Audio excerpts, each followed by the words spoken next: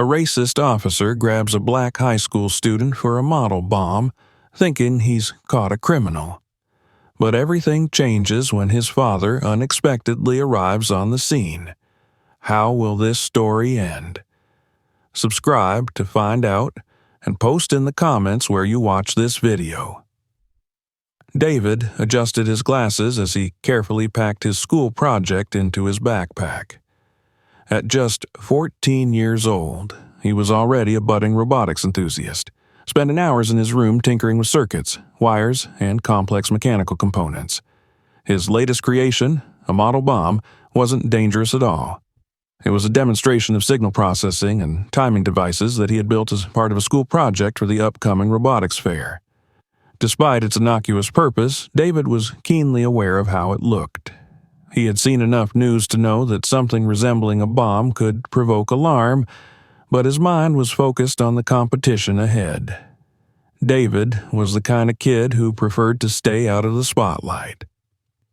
Standing at about 5'8", with a lean build, he often blended into the background. His quiet demeanor belied the fierce intelligence and creativity that drove him to excel in subjects like math and science. Robotics wasn't just a hobby for him. It was a passion that allowed him to escape from the pressures of everyday life. Living in a middle-class neighborhood where his father was the city's mayor, David had access to resources and opportunities that many kids his age didn't. His father, Mayor Donovan, was a respected man in the community, admired for his leadership and dedication to the city's development. However, David never flaunted his family's status. In fact, he avoided mentioning it, wanting to be judged for his own abilities rather than his family's connections. He loved spending time alone, especially when he could focus on his engineering projects. It had taken him months to finalize his current model. The prototype resembled a bomb with a metal casing, wires sticking out, and LED indicators. The complexity of the device was a reflection of his technical skill. It wasn't a real explosive, but its visual similarity to one could easily cause confusion. For David, however, it was a marvel of engineering, something he was incredibly proud of. As he finished securing his project, he took a moment to gaze out of his bedroom window, wondering what the day would bring. The robotics fair was one of the highlights of the school year, and he couldn't wait to present his project to the judges.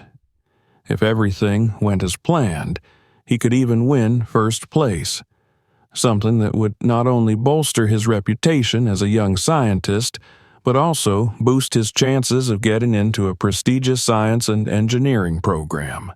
His mind filled with thoughts of victory and success, though his innate humility kept him from voicing those thoughts out loud. David's project wasn't just a random idea.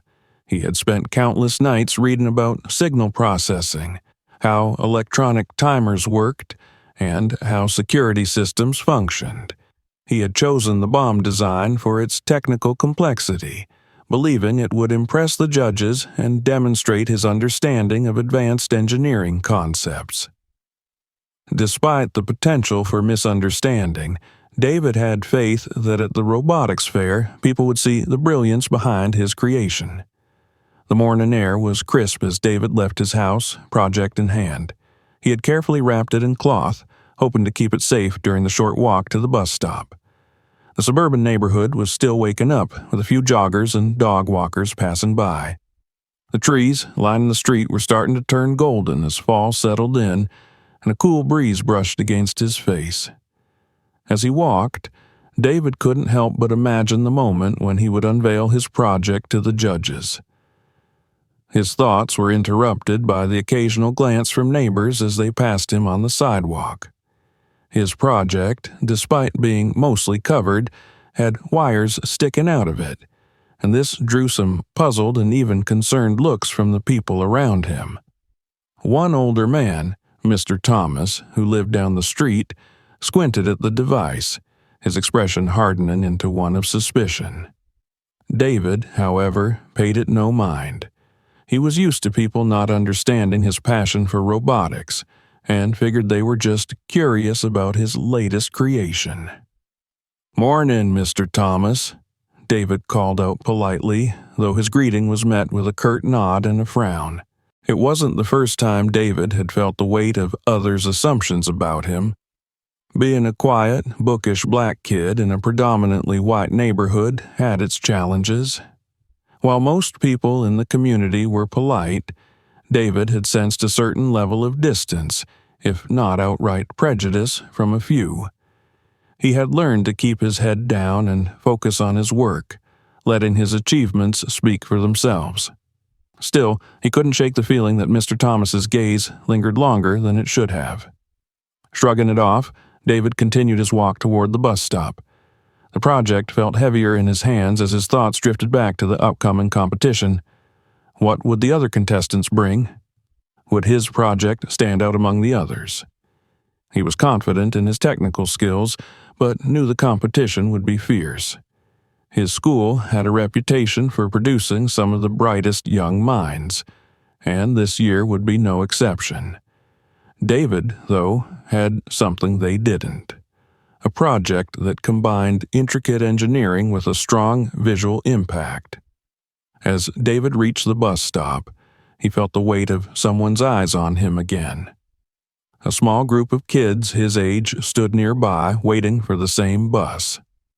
They glanced at the wrapped project in his hands, murmuring among themselves. One of them, a boy named Justin, who David knew from school but wasn't particularly close with, asked, "Hey, what's that?" David hesitated for a moment before offering a cautious smile. "It's for the robotics fair, just a project I've been working on." Justin and his friends exchanged looks. Looks kinda intense, doesn't it? David chuckled nervously, realizing that even among his peers the device looked out of place. "Yeah, I guess it does, but it's safe, I promise." Satisfied with his response, the conversation drifted off, and David stood silently, waiting for the bus to arrive. His heart raced slightly as he considered how people were reacting to the project. It was hard not to feel a bit anxious, but he reminded himself that once he was at the fair, everything would make sense. The judges would see the brilliance of his work, and that was all that mattered. As the bus pulled up, David climbed aboard, finding a seat near the back, where he could carefully rest his project without worrying about it being jostled. He stared out the window as the bus rattled down the familiar streets, his mind racing with thoughts of the upcoming event. The anticipation mixed with nervous excitement, and despite the few odd glances he'd received, he was confident that today would go well. However, what David didn't realize was that Mr. Thomas had already made a call to the police. The old man, filled with suspicion and fear, believed that the device David was carrying was a bomb, and in his panic, he reported a possible threat. The call had been brief but urgent, detailing how he had seen a black teenager walking down the street with what appeared to be an explosive. The words he chose painted a vivid picture of danger, and within minutes, local authorities were mobilizing to respond. David, oblivious to what was unfolding behind him, continued his journey to school, unaware that the next few hours would change his life forever. As the bus neared the school, David felt a familiar rush of nerves. His hands tightened around the project as he mentally rehearsed how he would present it. He was determined to make the best impression possible, despite the pressure. Little did he know, the weight of that pressure would soon take on an entirely different form. At the school's entrance, David stepped off the bus, his mind still racing with thoughts of success. He didn't notice the growing tension in the air, nor the way a few students whispered to each other, pointing at him as he passed. His focus was on the fair. Nothing else. And then came the sound of screeching tires. David's heart was still pounding with excitement as he approached the school entrance, cradling the project in his arms. He was only a few steps from the door when the shrill sound of screeching tires pierced the air, startling him out of his thoughts. He turned around slowly, confused, as a police car came to a sudden halt just a few feet from him. His first instinct was one of surprise. What were the police doing here? Before David could even begin to process what was happening, the driver's side door flew open and a police officer stormed out, his hand already hovering near his gun holster. The officer, a stocky man in his early 40s with a hardened expression and a distinct air of authority, locked his eyes on David.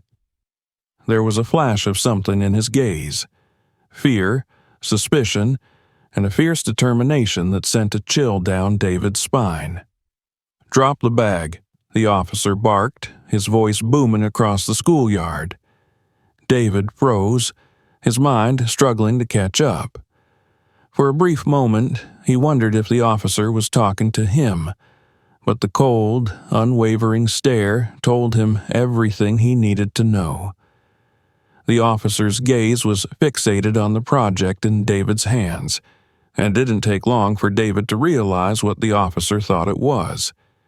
His stomach twisted as the realization hit him. The police thought he was carrying a bomb. It's not," David stammered, trying to find his voice, but fear gripped his throat, choking off his words. "Drop it," the officer roared again, now taking a step closer, his hand firmly resting on his gun. David's legs felt weak beneath him as panic set in.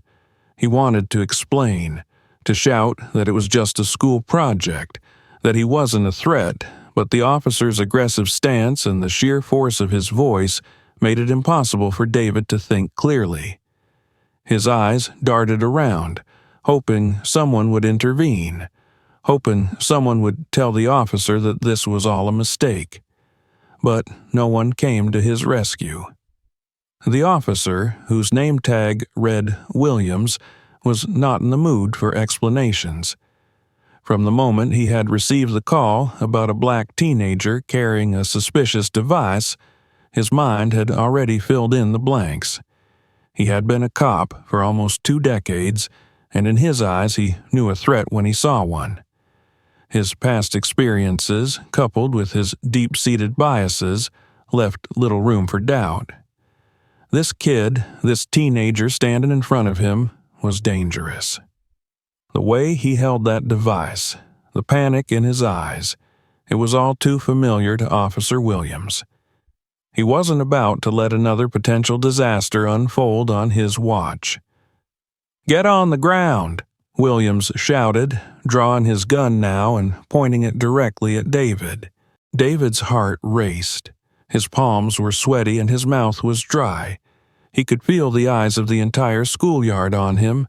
Students, teachers, everyone seemed frozen in shock, watching the terrifying scene play out. The weight of the officer's gaze, the gun now trained on him, and the urgency in Williams' voice made it hard for David to move. His body was paralyzed with fear. It's just a project," David finally managed to say, his voice barely above a whisper. He raised his hand slowly, still holding the wrapped model, and tried to take a step forward, but the officer's gun didn't waver. "Get down!" Williams screamed, his face turning red with anger, interpreting David's hesitation as defiance. To him, it was another sign that this kid wasn't innocent. Terrorists always had excuses, always tried to play dumb. Williams wasn't about to let that happen on his watch. The next few moments happened in a blur. David barely had time to register what was going on before he felt a hard shove to his back.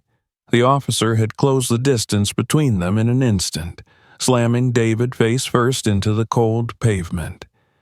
Pain exploded in his shoulder as his arms were roughly pulled behind his back, the weight of the officer pressing down on him like a crushing force. David gasped, his cheek scraping against the rough asphalt as Williams shoved his knee into his back. The project fell from his hands, clattering to the ground a few feet away.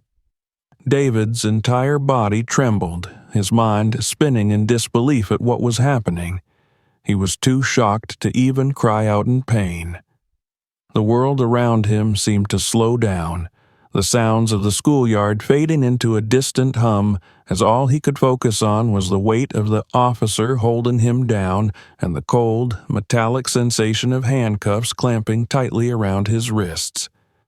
"Don't move!" Williams hissed in his ear, his voice low and menacing, as if daring David to resist. "I didn't do anything," David whimpered, his voice cracking with fear. Williams ignored him. He grabbed David's arms tighter, yanking them into a more uncomfortable position as he cuffed him. The officer's anger was palpable, and it was clear that he had already made up his mind about David's guilt. The sound of approaching footsteps caught David's attention, and he turned his head as best as he could to see a second officer arrive at the scene.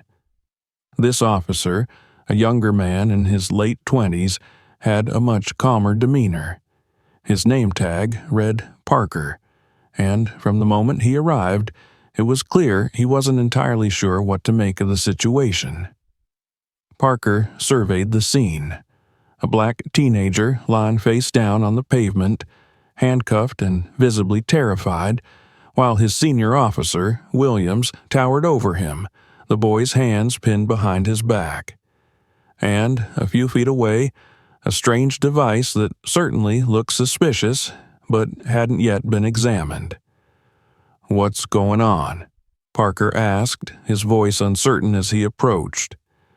"This kid's carrying a bomb," Williams grunted, gesturing toward the device on the ground.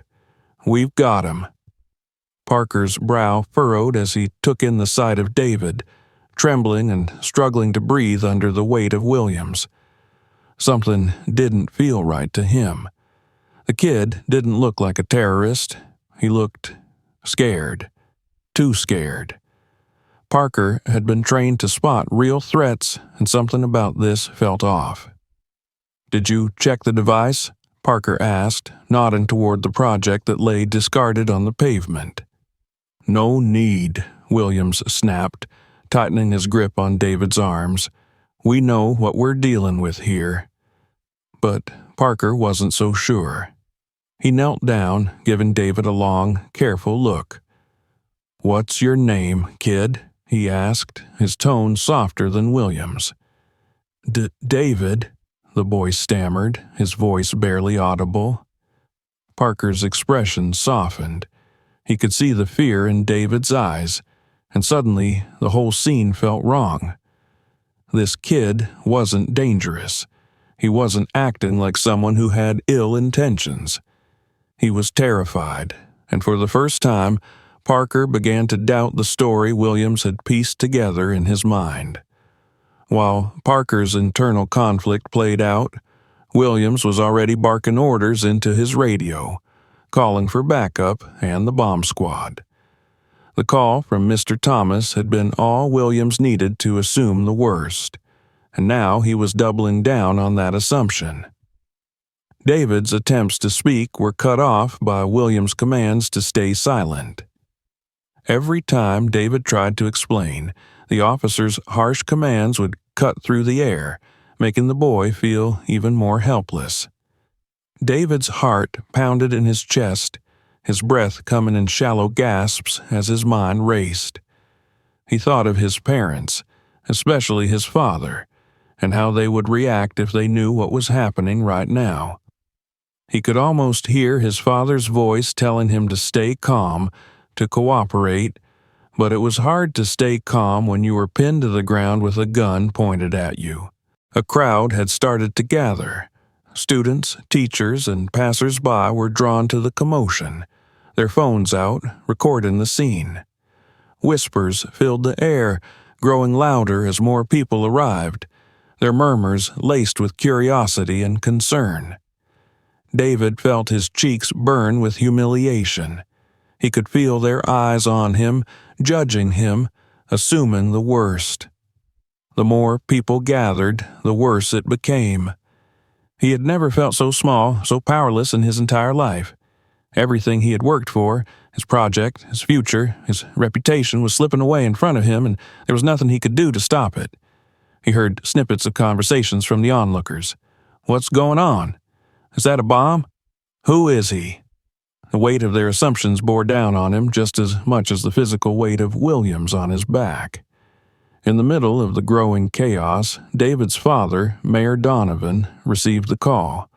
His assistant's voice on the other end was urgent, relaying the news that a suspicious teenager had been apprehended near the school, and the description matched David.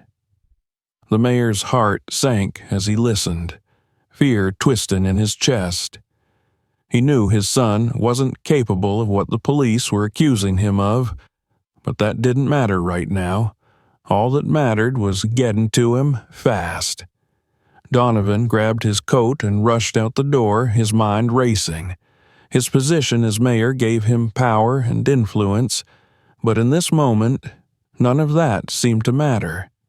His son's life, his future, was in the hands of officers who didn't know him, who only saw a black boy with a suspicious-looking device.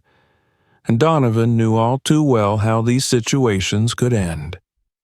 As the sirens grew louder in the distance, signaling the arrival of backup, David's fear reached its peak.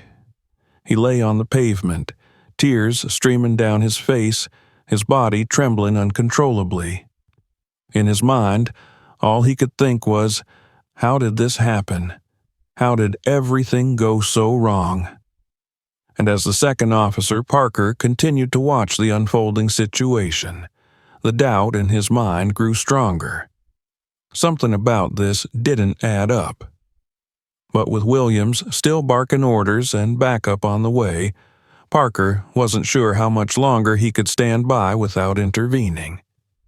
In the midst of the confusion and fear, one thing was certain. This day was far from over, and for David, the nightmare had only just begun. David lay on the cold, rough pavement, his face pressed against the asphalt, feeling the weight of his terror like a physical force. His body trembled uncontrollably as the pressure from Officer Williams' knee on his back made it hard to breathe. Every inhale was shallow, every exhale a fight to regain some sense of control. But control was slipping further and further away. He had never felt so powerless. His thoughts raced wildly, too fast to focus.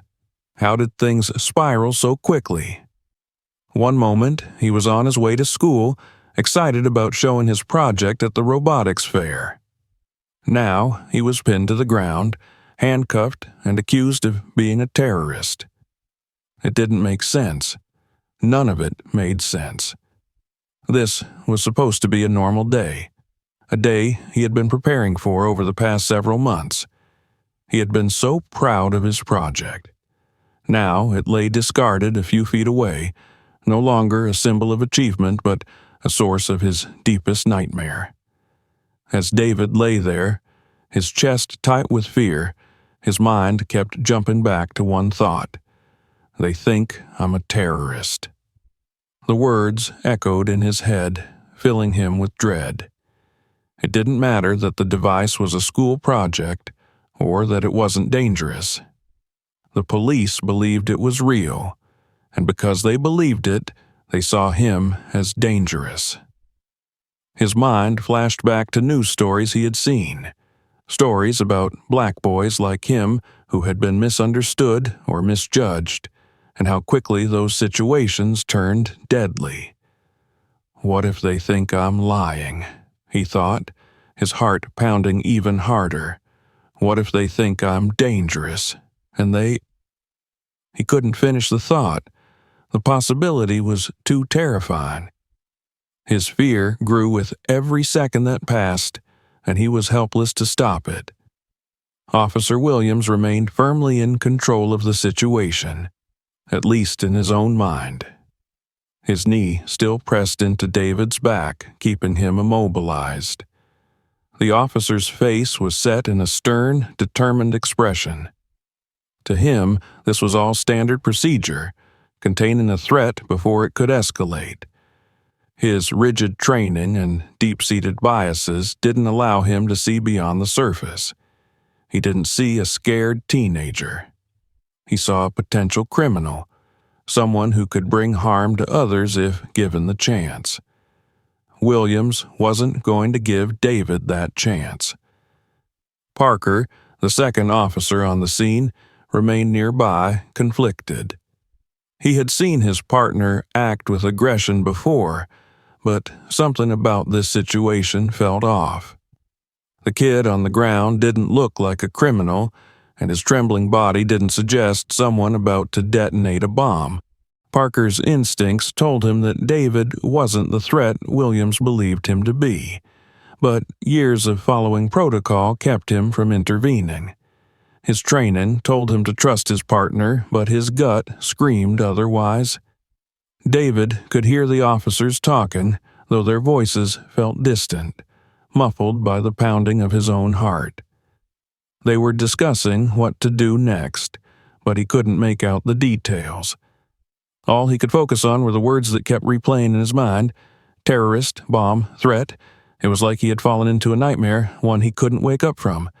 "Please, let this be a dream," he begged silently, though deep down he knew it wasn't. This was real, and it was happening to him. As more time passed, the situation around David grew increasingly tense. The crowd of onlookers that had started gathering earlier was now much larger, and the atmosphere was thick with anticipation. People were murmuring, pointing, and some were recording everything on their phones. The sight of a black teenager on the ground, surrounded by police, with a mysterious device nearby, was enough to draw a crowd. Some people whispered in hushed tones, speculating on what had happened. "Do you think it's a bomb?" someone asked quietly. "I don't know," another voice replied. "Why else would the police be here?" The crowd's whispers, though not loud, felt like thunder in David's ears. His humiliation was palpable. He could feel their eyes on him, watching him like he was a spectacle, a criminal. He had gone from being just a kid with a passion for robotics to a public threat in their eyes, all because of a misunderstanding. And now, here he was, lying on the ground in front of everyone, his reputation and future being torn apart piece by piece. Every glance, every whisper felt like a slap to the face. David's mind spiraled into deeper panic, imagining all the horrible things they must be saying about him. His heart raced as anxiety clawed at him, tightening around his chest like a vice. They think I'm a terrorist. They think I did something wrong. He wanted to scream, to shout that they were wrong, that it was all just a misunderstanding. But fear had stolen his voice. He couldn't bring himself to say anything, to plead his case. What would it matter? No one was listening. The more he thought about it, the more hopeless it all felt. Meanwhile, Mayor Donovan was driving as fast as he could, his knuckles white as he gripped the steering wheel. He had received the call only minutes ago, but it already felt like a lifetime had passed. His mind raced, filled with questions and panic. How had this happened? Why had the police arrested his son? David wasn't the kind of boy who got into trouble. He was smart, responsible, and kind. He had never so much as gotten a detention at school. So why were the police holding him? Why had they called David a threat? Donovan's heart pounded as the city streets blurred past him. All he could think about was getting to his son before things escalated any further. He had seen too many instances where situations like this went horribly wrong. He had always hoped that his position as mayor would help protect his family from the worst parts of life, but now, as he sped towards the school, it seemed like even his power wouldn't be enough to shield his son from the dangers he faced. The voice on the other end of the call had been urgent but vague. All Donovan had been told was that a black teenager had been arrested near the school and that the description matched David. His assistant had relayed the information as delicately as possible, but Donovan could hear the panic in their voice. The words suspected terrorist and device echoed in his mind, filling him with dread. He didn't know the full story yet, but whatever had happened, it was serious, and it involved David. Back at the school, David's terror reached a new height as the sound of more sirens filled the air. The backup that Officer Williams had requested was arriving. David could see flashing red and blue lights reflecting off the windows of the school building, and the growing sound of approaching vehicles made his pulse race even faster. His mind was a whirlwind of fear, imagining all the things that could go wrong. He felt a fresh wave of panic as more officers arrived on the scene, stepping out of their vehicles with their weapons at the ready. The tension in the air was suffocating. The arrival of the bomb squad added another layer of fear. David could see them in their heavy protective gear, moving toward his project with caution. It was all so surreal, like he was watching a movie, but he was the one trapped in the leading role. "Just stay down," Williams growled, pressing his knee even harder into David's back, as if he thought the boy might try to resist. But David wasn't moving. He was too terrified to even think about moving. The officers continued their tense discussions, unaware of the emotional toll their actions were taking on David. He lay there, face down on the ground, feeling like his entire life was slipping away. He couldn't shake the thought that this moment, this horrible, humiliating moment, was going to define him forever. In his mind, he replayed every decision he had made that morning. Was there something he could have done differently? Something that could have prevented this? He thought about his project, now lying a few feet away from him, treated like some kind of dangerous weapon. It had been his pride and joy. He had spent months perfecting it, pouring his heart and soul into its design. And now, all of that work, all of that effort, was being destroyed by fear and misunderstanding. It wasn't fair. None of this was fair. But David knew that fairness had little to do with situations like this. He had seen enough to know that people who looked like him, young black men, weren't always given the benefit of the doubt. They were judged more harshly, treated more aggressively, assumed to be guilty before proven innocent. And now he was living that reality, feeling the weight of all those assumptions pressing down on him, making it hard to breathe. As David lay there, his mind wandered to his family. His father would be furious when he found out what had happened. But more than that, David knew his father would be scared. Scared for his son's safety, scared for his future. His father had always been protective, always warning David to be careful, to stay out of trouble, to avoid situations where people might misjudge him. But David hadn't done anything wrong. He had just been on his way to school, carrying his project like any other student. And yet, here he was, treated like a criminal. What would his father think when he arrived? David wondered. What would he do? The thought of his father arriving gave David a small glimmer of hope. Maybe his father could fix this. Maybe he could make them see that this was all just a terrible mistake. But that hope was fragile, and it was quickly overshadowed by the crushing weight of fear. David's mind spun with a million questions, but no answers came. All he could do was lie there, waiting for whatever came next, as panic gripped him tighter and tighter. The scene around him grew louder as the officers prepared for the next steps. David, still lying on the pavement, could hear bits and pieces of their conversation, but none of it made sense to him. He just wanted it to be over.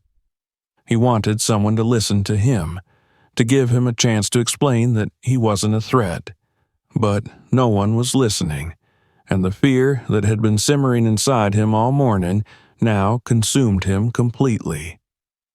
As the crowd of onlookers continued to grow, as the flashing lights of the police cars flickered in the corner of his vision, and as the weight of Officer Williams remained pressed against his back, David's thoughts spiraled further and further into panic. Was this how it was going to end? Mayor Donovan's car screeched to a halt at the edge of the growing scene, his heart pounding in his chest as he spotted the flashing lights of the police cars and the huddled crowd that had gathered around the school. He jumped out of the driver's seat, not even bothering to lock the car, and sprinted toward the commotion. His breath came in shallow, panicked gasps as he approached, his mind reeling with fear and anger. He didn't know what to expect, but he knew one thing for certain. His son was at the center of whatever was happening. Donovan had been mayor for over a decade, but in this moment, none of his political experience mattered. Right now, he wasn't a public official or a leader. He was a father, desperate to protect his son. He could hear the murmurs from the crowd as he pushed his way through, but their words barely registered. His focus was singular. Find David. As Donovan broke through the gathered onlookers, his heart sank at the sight before him. His son, David, lay face down on the pavement, handcuffed, with an officer kneeling on his back. David's face was turned to the side, his eyes wide with fear, his body trembling beneath the weight of the officer. The sight of his son in such a vulnerable, humiliating position sent a wave of fury through Donovan, but he fought to keep it in check. This was no time for rash actions. He had to think carefully. Without revealing who he was, Donovan stepped forward, his eyes locked on Officer Williams, who was still pressing down on David as though he was a dangerous criminal. Nearby, the second officer, Parker, stood off to the side, his expression conflicted as he observed the scene unfold. The bomb squad had already arrived, cautiously examining the device that David had brought with him, the robotics project that had somehow been mistaken for a bomb. The sight of it made Donovan's blood boil. How could they have let it get this far? Donovan knew that his status as mayor could change everything in an instant, but he wasn't ready to reveal it just yet. He needed to see how these officers would act without the pressure of knowing who he was. If they treated David with contempt, even after realizing their mistake, then their true colors would show, and Donovan wanted to see that for himself. He approached Officer Parker first, keeping his voice steady, though inside he was barely holding back his rage.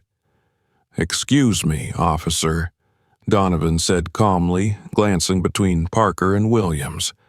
"What exactly is going on here?" Parker looked up, a brief flash of uncertainty crossing his face as he met Donovan's gaze. Something about the man's presence unsettled him, though he couldn't quite place why. Parker hesitated before responding, his voice lacking the conviction it normally carried. "There was a report of a possible bomb threat," Parker explained, nodding toward the device lying a few feet away. "We responded and detained the suspect." Donovan clenched his jaw, forcing himself to remain calm. He glanced at David, who lay motionless on the ground, then back at Parker. "And that suspect is a teenage boy," Donovan said slowly.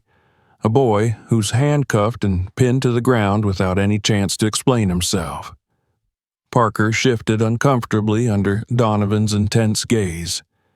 "We're just following protocol," he muttered, though his tone lacked the confidence it should have had. "And is it standard protocol to treat a child this way?" Donovan asked, his voice growing colder. To treat him like a criminal before you even know what's going on?" Before Parker could respond, Officer Williams cut in, his voice booming with authority. "Sir, I don't know who you are, but I'm going to need you to back off. We're handling this situation." Donovan's eyes narrowed as he turned his attention to Williams. He could feel the rage bubbling up inside him, but he kept his expression neutral. He wouldn't let Williams see how furious he truly was, at least not yet.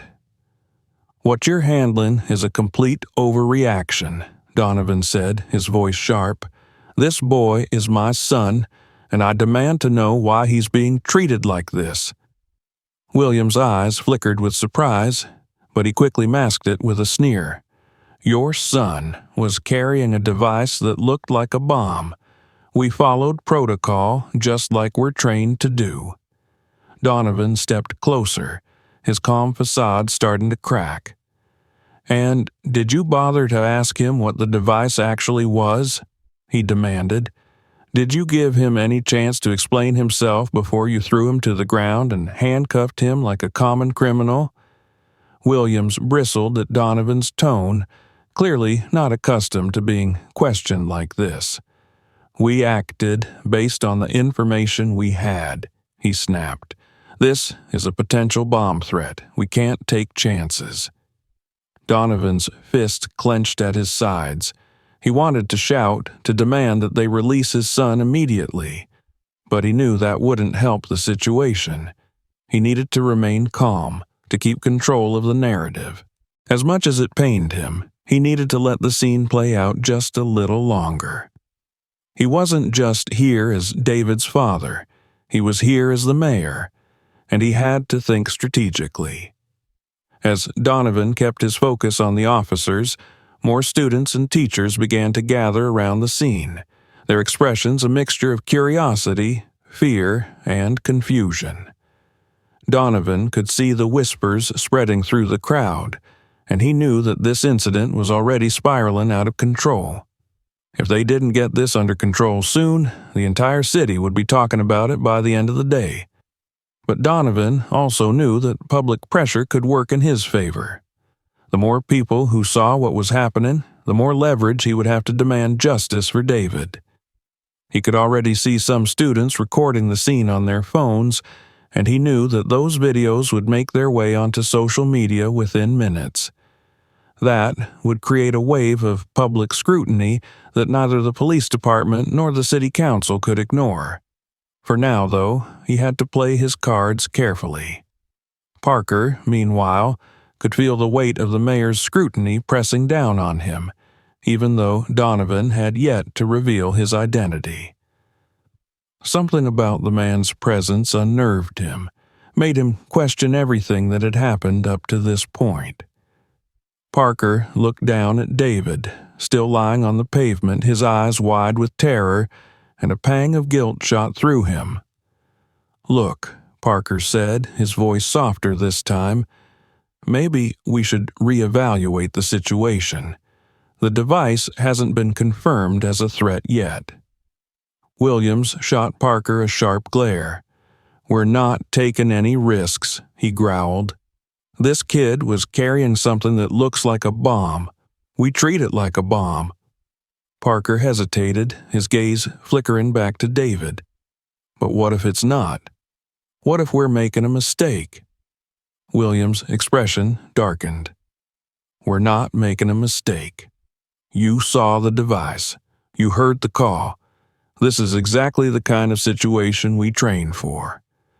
Donovan watched the exchange closely, his mind racing. He could see the uncertainty in Parker's eyes, the way the younger officer was starting to question the narrative Williams had forced on the situation. This was the moment Donovan had been waiting for. As the tension between the officers grew, Donovan decided it was time to step in. He had seen enough. It was time to reveal who he was. "My name," Donovan said slowly, his voice cutting through the rising tension, "is Mayor Donovan, and the boy you've pinned to the ground is my son." A shocked silence fell over the scene. Williams froze, his eyes widening in disbelief while Parker's face went pale. The crowd, which had been murmuring quietly, now fell completely silent, their eyes shifting from the officers to Donovan, then back to David. Williams' expression flickered between surprise and irritation. He hadn't expected this.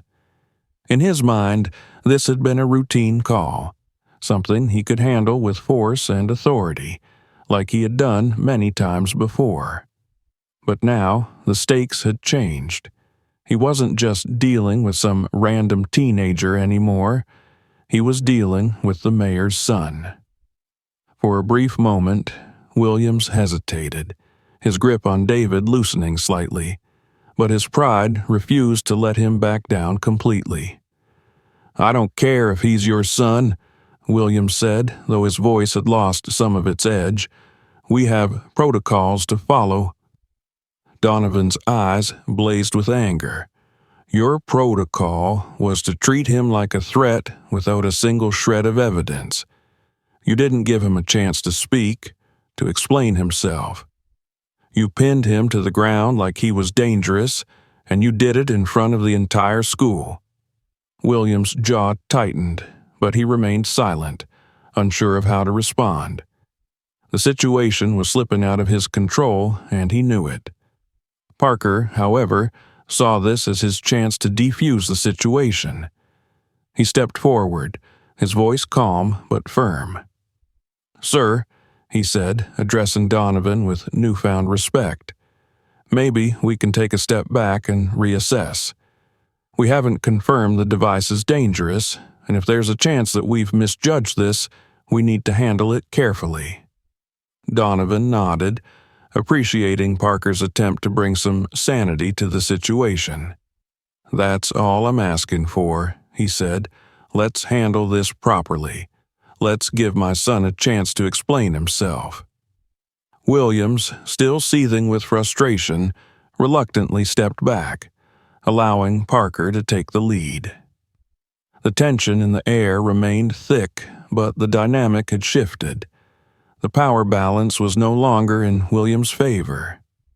Donovan, now standing tall and commanding the respect of everyone around him, had taken control of the narrative. As the bomb squad continued to examine David's project, Donovan turned his attention back to his son, his heart aching at the sight of him still lying on the ground. He knelt beside David, his voice gentle and soothing. "It's okay, David," Donovan whispered, placing a reassuring hand on his son's shoulder. "I'm here now. We're going to fix this." David, still trembling, looked up at his father, tears brimming in his eyes. He hadn't realized how much he needed to see his father until this moment. Just knowing that his dad was there gave him a small sense of comfort, though the fear still lingered. "Dad, I didn't—" David started, his voice shaken. "I know," Donovan said softly. "I know, son. We're going to make this right." And as Donovan stood up, his gaze shifting back to the officers and the growing crowd around them, he knew that making it right would require more than just calming the situation. It would require a reckoning, a confrontation with the prejudices that had led to this moment. But first, he had to ensure his son's safety. Everything else would come after. As the situation hung in the balance, the crowd around them grew larger, more restless. People were beginning to sense that something significant was happening, though they didn't fully understand what. And with each passing moment, the pressure mounted, not just on the officers, but on the entire system that had allowed this situation to unfold. Donovan knew that this was only the beginning. The atmosphere had shifted. The weight of the moment settled heavily over everyone, from the officers to the gathered crowd. The revelation that the boy pinned to the ground was the mayor's son hung in the air like a thunderstorm about to break. Officer Williams stood frozen, his mind racing as he tried to process the consequences of his actions. The realization that he had been barking orders at the mayor without knowing it filled him with a mix of shame and stubborn defiance. He had acted according to protocol, or so he convinced himself, and he wasn't about to back down. Mayor Donovan, standing tall now that his identity had been revealed, turned toward the crowd. His voice, low and steady but full of authority, rang out. "You all see what's happening here. My son, a student on his way to school, was treated like a criminal because of how he looks. No questions. No opportunity to explain himself. This is what happens when prejudice guides action." The crowd stirred, many nodding in agreement. The murmurs of sympathy and anger began to ripple through the group of onlookers, some of whom continued filming the unfolding drama. Videos of the scene were already spreading on social media, with captions like "Mayor's son detained" and "racial profiling at school." The situation had escalated far beyond a misunderstanding about a robotics project. It was now a public spectacle with real consequences for everyone involved. Williams, still too proud to admit fault, straightened up and took a step forward. His face was flushed with frustration, but he struggled to keep his tone authoritative. "Mr. Mayor, we were responding to a threat. The device your son was carrying looked like a bomb. We acted based on the information we had." Donovan didn't flinch. He knew this was coming. The officer would cling to procedure, refuse to acknowledge the prejudice that fueled his response. But Donovan was ready. "And what was the threat exactly?" Donovan asked, his voice cold and cutting. "A 14-year-old boy with a school project? Did you ask him a single question before you threw him to the ground? Did you give him a chance to explain what that device really was?" Williams hesitated, the weight of the mayor's words pressing down on him. "We couldn't take any chances," he muttered, though the conviction in his voice had started to falter. "You couldn't take any chances, or you didn't want to take the time to think," Donovan shot back. "Because you looked at my son and made an assumption. You decided he was guilty before you even spoke to him. That's not following protocol. That's prejudice, plain and simple." Williams opened his mouth to respond, but the words caught in his throat. He could feel the eyes of the crowd on him, waiting for his next move. His authority, his pride, his career, everything seemed to hang in the balance.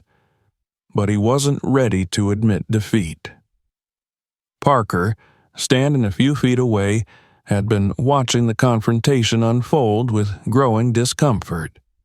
The tension between Williams and the mayor was palpable, and the longer it stretched on, the more Parker realized how wrong this whole situation was. The kid, David, was still trembling on the ground, clearly terrified, and Parker couldn't shake the feeling that they had all made a terrible mistake. Stepping forward cautiously, Parker cleared his throat. "Maybe we should take a step back and reassess," he suggested, his voice calm but firm. "It's clear that we need to listen to the boys' side of the story." Williams glared at him, his jaw clenched. "We don't need to reassess anything," he snapped. "We followed procedure." But Parker wasn't backing down. He could see the anger and fear in the mayor's eyes, and he knew that if they didn't handle this carefully, it could spiral even further out of control. "I think we've done enough," Parker said softly. "Let's hear him out." For a moment, there was a heavy silence. William's expression was hard, his face reddened with anger and shame. But the crowd was watching closely, and Parker knew they couldn't afford to let this escalate further. Finally, after what felt like an eternity, Williams took a step back, muttering under his breath as he released his grip on David. David, still shaken, slowly pushed himself up into a sitting position. His face was pale, his hands trembling as he rubbed his wrists where the cuffs had dug into his skin. His eyes darted between the officers and the growing crowd, feeling the weight of their judgment. But then he caught sight of his father, standing tall and strong, his eyes full of reassurance and determination. That was enough to help David find his voice. It's just a project," David stammered, his voice shaky but growing stronger with each word. "It's for the robotics fair. I've been working on it for months. It's not dangerous. It's just a model, a demonstration." He gestured weakly toward the device that now lay discarded on the pavement a few feet away. The bomb squad, still cautious, had been circling the device but hadn't yet declared it safe. One of the technicians, hearing David's explanation, stepped forward to inspect it more closely. After a few moments of examining the wires and components, the technician turned back to the group, shaking his head. "It's not a bomb," the technician said, his voice clear and certain. "It's a robotics project, a very sophisticated one, but completely harmless." A collective sigh of relief seemed to wash over the crowd, though the tension remained. David's explanation, combined with the technician's confirmation, should have put an end to the matter. But Donovan wasn't done. He still needed answers. He turned back to Williams, his eyes blazing with righteous anger. "My son is innocent," Donovan said, his voice low but fierce. "And yet you treated him like a criminal. You assume the worst because of the way he looks, because of the color of his skin." Williams stiffened, the weight of the mayor's accusation hanging in the air. He had no response, at least none that would justify his actions. The crowd, sensing that something important was happening, began to murmur again. People exchanged glances, whispering about the injustice they had just witnessed. Some nodded in agreement with the mayor's words, while others seemed unsure of how to process what they had just seen. Donovan took a step closer to Williams, his voice steady and commanding. "This is exactly why we need change. Because my son, my brilliant, innocent son, was treated like a threat based on nothing more than an assumption. This is how racial bias plays out every day in our society. And it's not just about David. This could happen to any black boy, any black person, anywhere in this country." Williams looked down, avoiding Donovan's gaze. The crowd's murmurs grew louder, and Donovan could feel the tide turning. He had spoken the truth, and now there was no going back. As Donovan stood tall, commanding the scene, Parker took a deep breath and stepped forward again. "I'm sorry," he said, his voice sincere. "I think we made a mistake here. I think we let fear and assumptions get the better of us." Williams shot Parker a sharp look, but the younger officer didn't back down. "We should have asked questions," Parker continued. "We should have given David a chance to explain. That's on us." Donovan nodded, his expression softening slightly at Parker's words.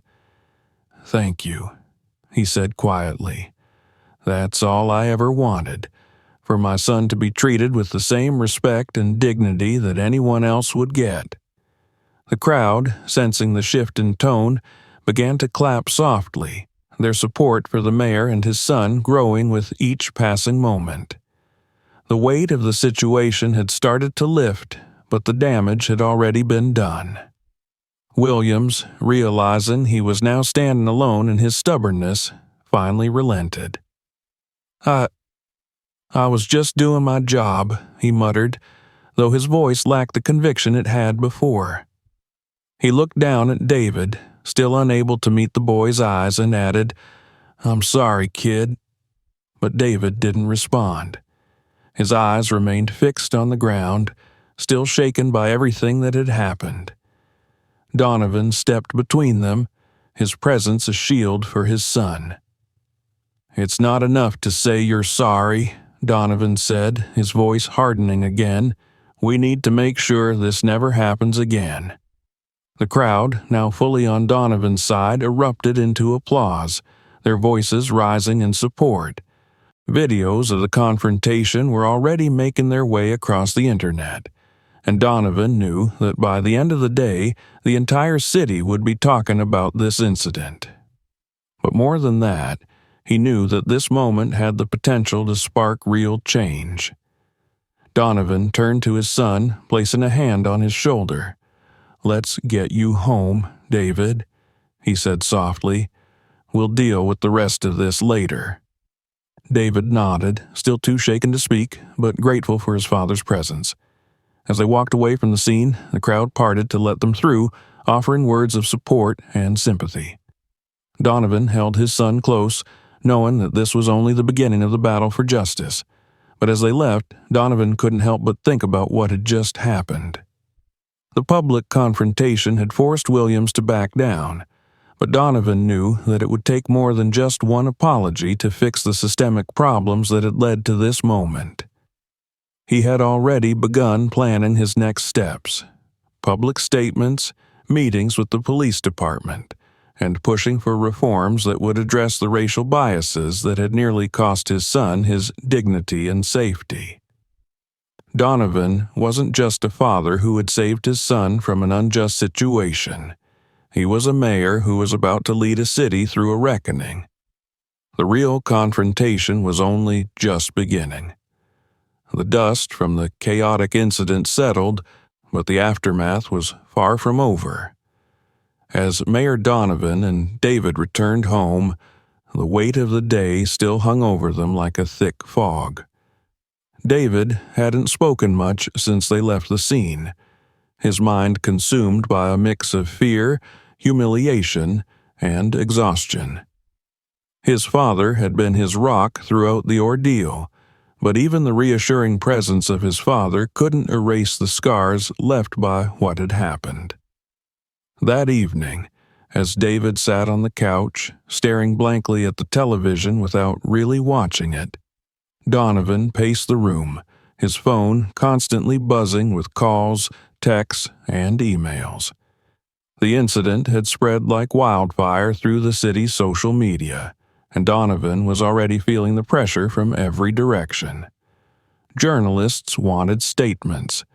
City officials wanted to know how he planned to address the situation, and his constituents, many of whom were outraged, demanded answers. But Donovan's first priority was his son. David shifted uncomfortably on the couch, rubbing his wrists where the handcuffs had been.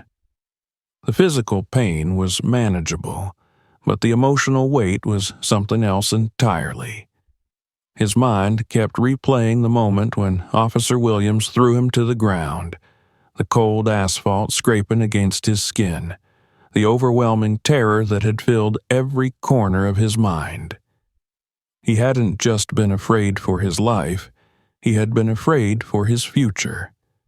He had seen what happened to kids like him, kids who found themselves in the wrong place at the wrong time, treated like criminals for no reason other than the color of their skin.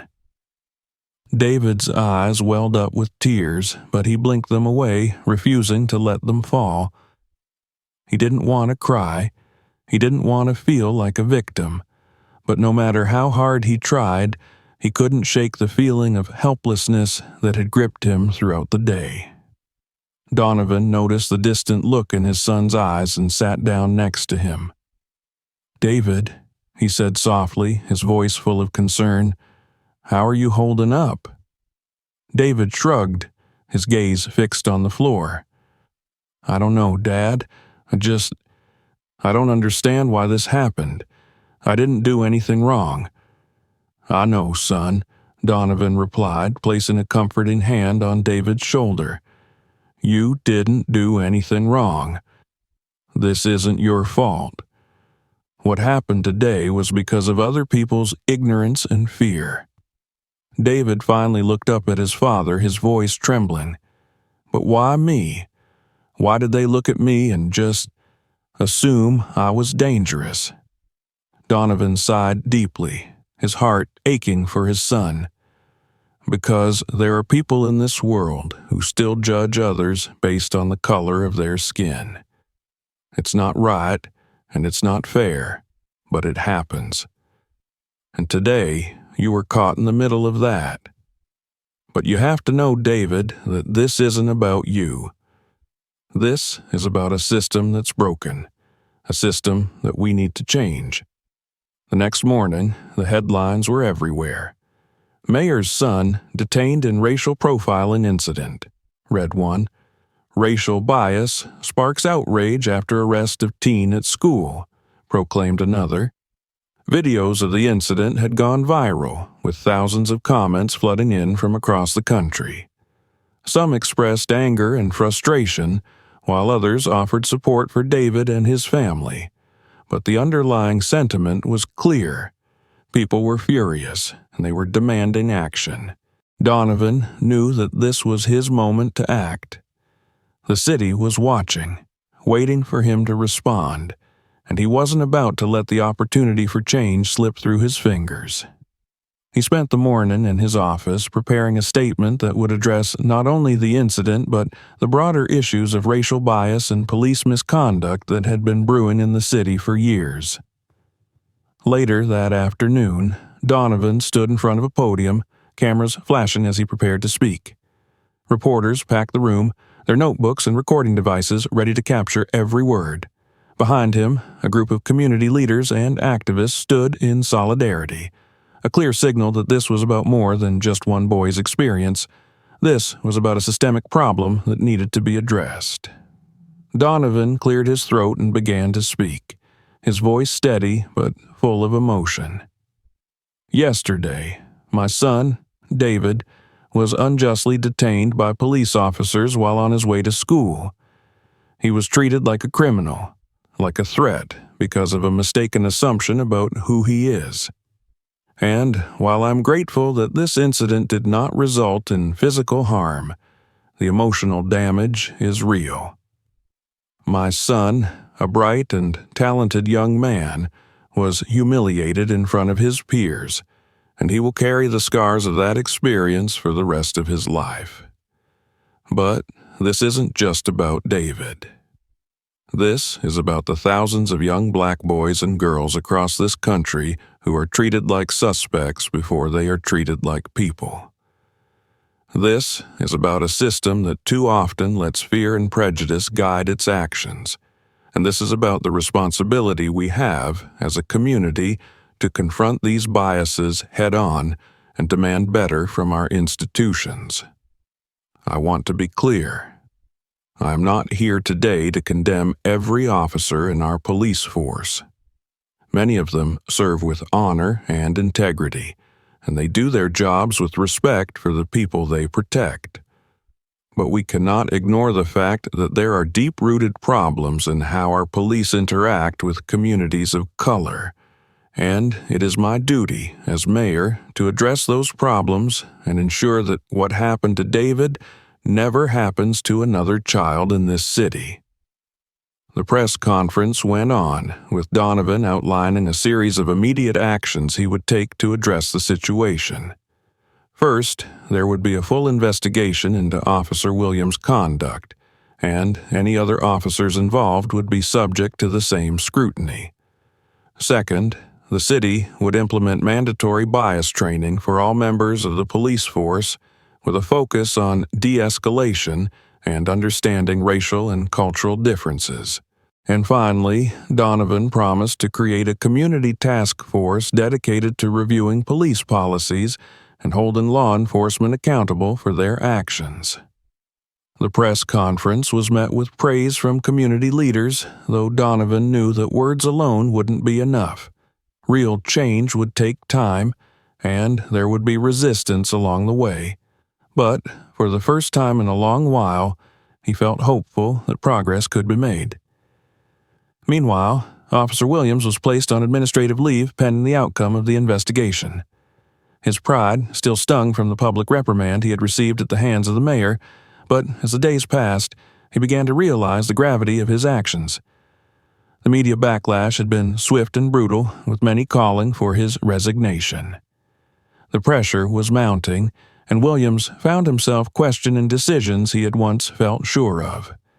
For David, life slowly began to return to normal, though the memories of that day still haunted him.